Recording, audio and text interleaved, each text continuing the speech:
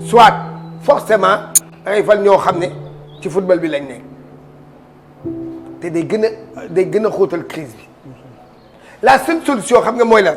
mooy que ki ñu fal président fédération Ablaye Fall encore une fois mooy jël ay responsabilités xam ne que ñi ko wër ñooñu am nañ ci ñoo xam ne liggéeyu ñu mu am courage jël liggéey bi ne jéy yow am coach yow am lii kii yow puusal na leen.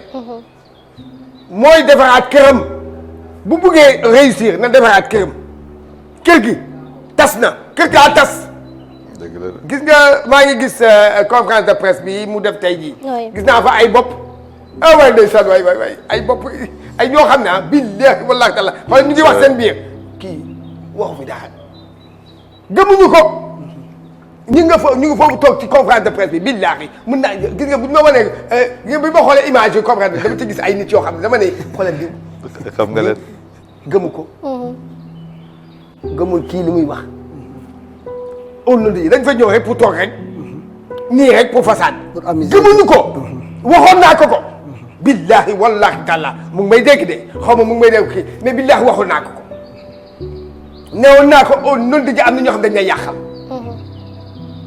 yaay jël say responsabilité nag comme que nag man nii déglootuma ko waaw déglootuma moom bëggatul sax man est-ce que newul critique yi moo bari tamit si côté ah man de damay wax man de naa wax Augustin Senghor sama cousin la dëgg la Augustin Senghor sama cousin la dama leen laaj ko Augustin Senghor et mon cousin yéen xam nga lu ma yekk Augustin. waaw lan laa fi lan laa wax la yan critique yu nekk wax naa ko Augustin. sonnoon na voilà ah.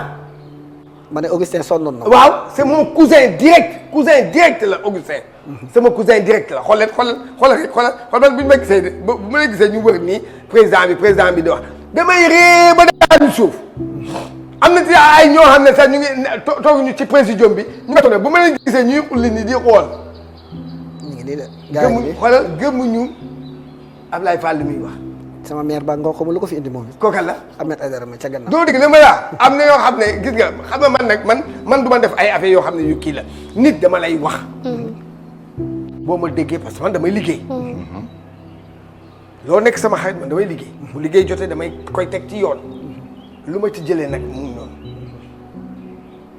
kon nag solution bi xam mooy lan. na defaraat këram. moom président waaw na defaraat këram. parce que càmbal bi moo bare surtout ay anciens footballeurs yoo xam ne topp équipe bi rek te amuñu fa benn njëriñ loolu tam na dak na lépp dak bu buggee defar këram bu ko defee au nom de Dieu il va réussir na defaraat këram na raxas lépp.